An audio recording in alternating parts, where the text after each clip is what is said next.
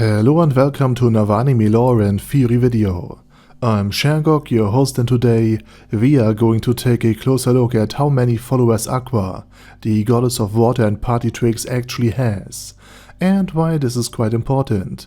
But before we're going to take a closer look at any of this, let me quickly thank my Patreons for supporting this channel, as well as say thanks to all users of the YouTube thanks function for making one-time donations. And with that said, let's get to the topic at hand. Aqua, the cause of 96.96 problems for Kazuma, and at the same time the solution for, let's say, a third of it.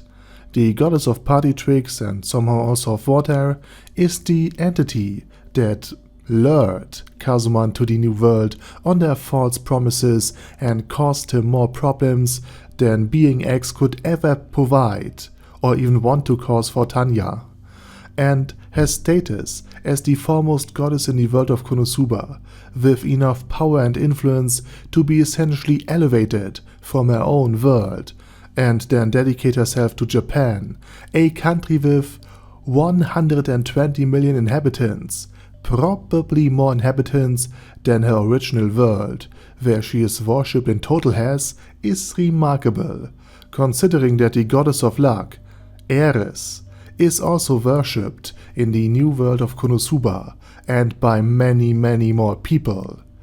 So much so that she is the fate of the royal family, many nobles, and a large part of the population in the kingdom of Berserk, and thus her name became the name of the official currency. And other deities like the dark goddess Volbach, the woman who taught Megumin how to use the explosion spell, is also widely worshipped, albeit by the Dark Legion of the Devil King, and she too has countless followers.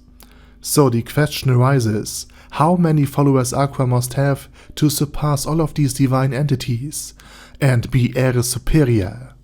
And even though Aqua claimed to have millions of followers, which was immediately exposed as a lie, simply because she lied extremely brazenly in court, and the lie detector naturally responded, she still has a certain amount of them. And fun fact, the bell that functions as the lie detector in Konosuba does not actually react to the lie itself, so it doesn't know what is true or false, but rather it detects the negative emotions that come with the conscious false statement. And when Kazuma lied about his reason for wanting to become an adventurer, the bell did not respond to the falsehood, but to Kazuma's shame, because he was obviously quite embarrassed to admit that he didn't become an adventurer to save people in need, but rather because he was primarily interested in riches, power and fame, and meeting many beautiful women. And Aqua's divine aura masks and outshines these negative emotions to a certain extent. In other words, any lie told in Aqua's presence to the bell is really a big one. And Aqua knew very well that she didn't have millions of followers as she claimed in court. In reality, her numbers of followers is only a few hundred people in the entire world of Konosuba. So the question then arises why Ares is not the senior partner in this business relationship between Aqua and her, but rather Aqua. And the reason is the fanaticism of Aqua's followers. They are all zealots who fully stand behind Aqua's faith, which admittedly is somewhat easy to do with teachings like, if you don't know what to do, always take the path of least resistance, or similar things. In the world of Konosuba, not only the numbers of followers is important, but also the intensity of the faith with which one worships the deity of their choice. Imagine it best with money. Ares receives donations from millions of poor people, while Aqua is financed by the richest 1% of humanity. Clearly, Aqua has fewer donors, but in the end, more money will be given to her because each of her donors can give much more. And you can also see how fanatically Aqua's followers behave, for example in the demon hunt against Arnis, or in recruiting new members. Also, the fact that Aqua herself blessed Megumin and her Crimson Demons as part of a divine creation, since previously they were only augmented humans, was probably also an attempt to recruit Megumin to her cause. After all, Megumin has good relationships with Aqua's followers. And spoiler alert for the last third of Konosuba, even gods can die in the world of Konosuba, because they are essentially just magical beings that feed on emotions.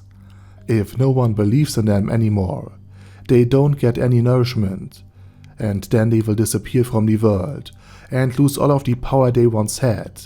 This is of course something that the followers of the deities don't want.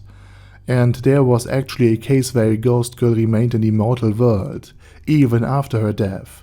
Not because Aqua had once again sealed off the cemetery with a holy circle, but because she knew that if she stopped praying, her goddess would disappear from the world, together with her. This was actually quite a tragic moment, until Aqua ruined it. And with that said, it's your turn. What is your opinion on Aqua, on Ares, the power mechanics behind all of this? Let me know it down in the comment section. And while you're typing, I say thank you very much for watching, and special thanks to Ada Daddy Ada, ASK, Bad Guy Ye, Bad Burrito 316, Beezer, Ben C, Brandon D, Chrissy, Crowley 0221, Sia, Crystal Prime, Dead Slime, Death is Mercy, Deathless Dragonlord, Demon Xenomorph 1987, Devin Downen, Ding Dong, Din Pep, Dragonlord Placido Saxophone, Duckwagon, Dunkler Krieger, Dystopia, Dystopia II, Enigmatic Unicorn, Thiral Shivan, Guy with That Head, Hector Marino, Hoss, Huster, Jacob G, Jana B, Jason, J. Morris, Chromius, Kyle R, Lee K. Long,